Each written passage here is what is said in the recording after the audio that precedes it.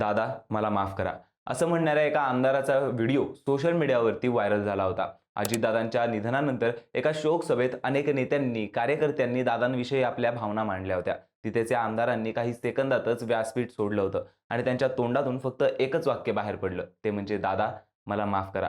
ही सभा होती पिंपरी चिंचवड मधली, जिथे अजितदादांच्या स्मारक उभारण्याची घोषणा देखील झाली. ज्या आमदारांनी अजितदादांचा एकेरी उल्लेख केला होता त्याच आमदारांना दादांच्या रणरागिणीने मात्र त्याच स्टेजवरती खडे बोल सुनावले आहेत. त्यामुळे याची सगळीकडे जोरदार चर्चा होते. नेमकं काय घडलंय, ते आमदार कोण आणि त्या महिला कोण, हे आपण आजच्या व्हिडिओत जाणून घेणार आहोत. नमस्कार, मी अर्णित जोशी आणि आपण पाहतायत कट टू कट. आपण एक महिना आधीचं चित्र बघू. त्यावेळी राज्यात महानगरपालिका निवडणुकीचा प्रचार शिगेला पोहोचला होता. अनेक पक्ष विकास आम्हीच करू शकतो असा दावा करत एकमेकांवर तोंड सुख घेत होते. पण यात सगळ्यात मोठी लढाई ही पिंपरी चिंचवड महापालिकेत होत होती. या ठिकाणी अजितदादा आणि भाजप आमदार महेश लांडगे यांनी एकमेकांवर जोरदार टीका केली होती. कुत्र्याची नसबंदी, भ्रष्टाचाराचा आका अशी टीका करण्यात आली होती. वास्तविक अजितदादा आणि महेश लांडगे यांचे नाते गुरु शिष्याचे, पण लांडगे यांनी या प्रचार सभेत अजितदादांवर अनेक शब्दात टीका केली होती. लांडगे यांनी दादाला उद्देशून म्हटले होते की अख्ख्या महाराष्ट्राला माहिती आहे, मी जर ठरवलं तर त्याचा कार्यक्रम करतो. अरे तू कार्यक्रम करतो तर आम्ही काय बांगड्या घातल्यात का? अरे आमच्या रणरागिणीच तुझा कार्यक्रम करतील. या आमच्या लाडक्या बहिणी आहेत, आमच्या देवाभाऊच्या लाडक्या बहिणी आहेत, याच तुझा कार्यक्रम करतील. तू बाकीच्या कार्यक्रमाच्या नादी लागू नको, अशा शब्दात टीका केली होती. त्यावर अरे तो मोठा नेता आहे असं म्हणत लांडगे यांच्या टीकेला अजितदादांनी प्रत्युत्तर दिलं होतं.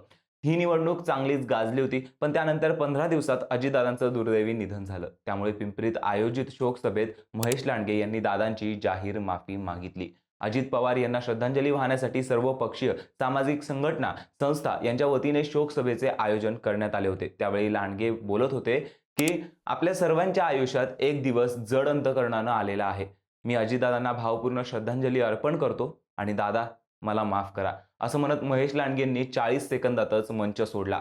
काही दिवसांपूर्वी झालेल्या निवडणुकीत अजितदादांवरती आपण एकेरी शब्दात टीका केली याची खंत महेश लांडगे यांच्या देहबोलीतून दिसत होती. पण त्याच स्टेजवरून दादांच्या महिला नेत्यांनी महेश लांडगे यांना खडे बोल सुनावले आहेत. माजी नगरसेविका सीमा साळवे यांनी महेश लांडगे यांना राजकारण करत असताना शब्द नेहमी जपून वापरायचे असतात असा सल्ला दिला आणि त्या म्हणाल्या की महेश दादांना एकच सांगेन, हरणं खूप सोपं आहे, जिंकून एखाद्याला हरवता आलं तर ते पण करून बघा एकदा. नक्की मी मनापासून तुमची आभारी राहीन. तुम्ही खरंच खूप चांगले कार्यकर्ते होतात. आता मात्र तुमच्यात बदल झालेला आहे. आज तुम्ही अजित सृष्टीची घोषणा करून स्वतःमध्ये बदल घडवण्याचा प्रयत्न केला. त्यासाठी मी तुमचे आभार नक्कीच मानणार नाही. मीच सांगितलंय कोणी आभार मानायचे नाहीत. फक्त राजकारण करत असताना शब्द नेहमी जपून वापरायचे असतात. ज्या वेळेस तुमचे शब्द घरंगळत होते तेव्हा दुःख होत होतं दादा. अजितदादांना तुम्ही अशा भाषेत नव्हतं बोलायला पाहिजे. पण एकदा माणसाला सत्ता आणायची नशा आली की माणसं वेगळ्या वाटेनं जातात. तुम्हीही गेलात. सत्ता कुणापासून कोणासाठी आणायची होती हे माहीत नाही, कारण भाजपा, शिवसेना आणि राष्ट्रवादी पार्टी राज्यात एकच आहेत. एकत्रित असताना सुद्धा एखाद्याला आपल्या घरात येण्यापासून रोखण्याची भाषा मला रुचलेली नाही, असं म्हणत लांडगे यांनी अजितदादांवर केलेली टीका किती चुकीची होती असं ठामपणे साळवे यांनी सांगितलं. पण त्याच वेळी त्यांनी असंही सांगितलं की माझा पराभव झाला याचं मला दुःख नाही. मी अजितदादांच्या ताकदीनं लढले. त्यांनी सांगितलं वाघीण मागे राहिली, बरोबरीत येणार. माझा भाऊ गेलाय, माझा बाप गेलाय, हिंमत देऊन गेलाय. हिंमत माझी कोणी चोरू शकत नाही. हिमतीनं लढणार नाही. इथून पुढे एक ताकदवान विरोधी पक्ष कसा असतो हे दाखवून देणार मी शहराला. मी कोणासमोर दबणार नाही. अजितदादा, तुम्ही सांगितलं होतं मला माझ्या पिंपरी चिंचवडला परत यायचंय, मला माझ्या घरात परत यायचंय. या शहराला मी घडवलेलं आहे. इथे येण्यापासून मला रोखणार कोण होतं? अजितदादा, तुमच्यासाठी तुमची बहीण पोरगी छाती ठोकपणे लढणार आहे, असं म्हणत अजितदादांबद्दल असलेल्या आपल्या भावनांना वाट मोकळी करून दिली.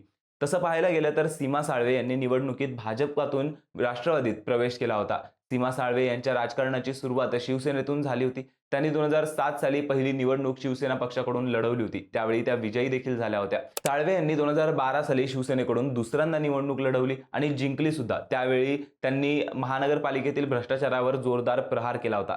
साळवे यांनी 2013 मध्ये पालिकेतील उघडकीस आलेल्या जवळपास 25 भ्रष्टाचार प्रकरणांची सर्वकष माहिती असलेले अंकुश पुस्तक प्रकाशित केले होते.